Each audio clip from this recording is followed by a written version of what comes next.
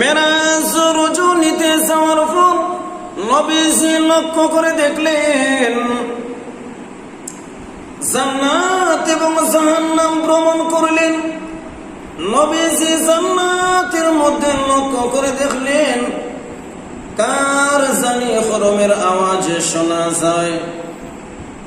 নবীজি ডাক দিয়া বলেন, জিবরাইল, কার খরমের আওয়াজ শোনা যায় রে জিবরাইল?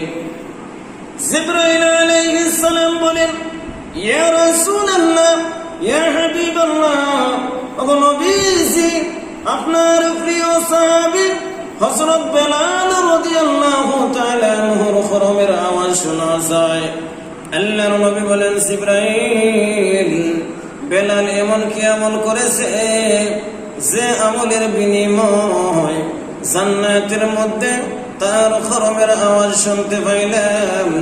নবীজি মেরাজ রজনী থেকে চলে আসলেন, বেলালের কাছে চলে গেলেন, গিয়ে বলেন, রে বেলাল, এমন কি আমল করেছো? জান্নাত ভ্রমণ করলাম, সেখানে তোমার জুতার আওয়াজ শুনতে পাইলাম, এমন কি আমল করেছো? বেলাল রাদিয়াল্লাহু তাআলা আনহু কেঁদে কেঁদে বলে, ইয়া রাসূলুল্লাহ, ইয়া হাবিবাল্লাহ, ও নবীজি, আমার এমন কোন আমল নাই, ছোট্টখাটো একটি আমল করেছি। যখন ওযু ছুটে যায় সঙ্গে সঙ্গে ওযু বানাইয়া নেই, ওযু বানাইয়া 2 রাকাত তাহিয়াতুল ওযু নামাজ আদায় করি।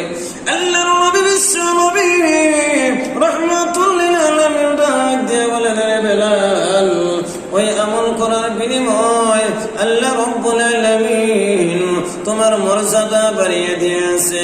ওই বেলালের কোনো ইজ্জত ছিল না, দুনিয়ার মানুষ বেলালকে কালো কাওয়া বলে সম্বোধন করত, গোলামের ঘরে গোলাম বলতো, বেলালের কোনো ইজ্জত সম্মান ছিল না। আল্লাহ রাব্বুল আলামিন ওই বেলালের মর্যাদা বাড়িয়ে দিয়েছে।